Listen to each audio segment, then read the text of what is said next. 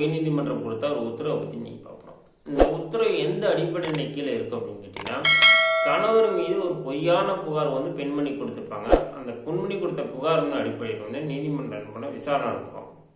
அப்போ விசாரணை நடத்தும் போது நீதிமன்றம் என்ன சொல்லுவாங்கன்னா, 2 பேருக்கும் விசாரணை போயிட்டு இருக்கும். விசாரணை போது கணவர் என்ன பண்ணுவார், நான் இந்த மாதிரி வந்து பெண்மணி வந்து வேணுண்டே இந்த குற்றச்சாட்டு கொடுத்துறாங்க, நான் அந்த மாதிரி கிடையாது அப்படின்ட்டு இவர் வந்து ரிட்டர்ன் ஸ்டேட்மெண்ட் ஃபைல் பண்ணுறாரு. இந்த விசாரணையின் போது இவரோட ஆதாரத்தை எல்லாத்தையும் கணவர் என்ன பண்ணுறாங்கன்னா அந்த நீதிமன்றத்தை தாக்கல் செய்கிறாங்க.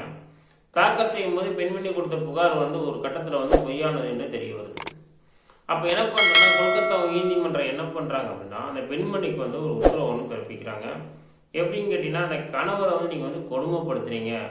எதுக்கு கீழே அப்படின்னா, நீங்கள் பொய்யான புகார் கொடுத்து அவர் வந்து நீங்கள் மன உளைச்சல் பண்ணி கொடுமைப்படுத்துறீங்க, மனித ரீதியாக நீங்கள் வந்து கொடுமைப்படுத்துறீங்க அப்படின்னு சொல்லிட்டு கொல்கத்தா உயர்நீதிமன்றம் என்ன பண்ணுன்னா, இந்த கணவர் வந்து மீது கொடுமைப்பட்டத்தின் கீழ் வந்து கணவர் வந்து விவாகரத்து பெற்றுக்கலாம் அப்படின்னு என்ன பண்ணுறோன்னா, கொல்கத்தா உயர்நீதிமன்றம் வந்து உத்தரவு ஒன்று பிறப்பிக்கிறாங்க.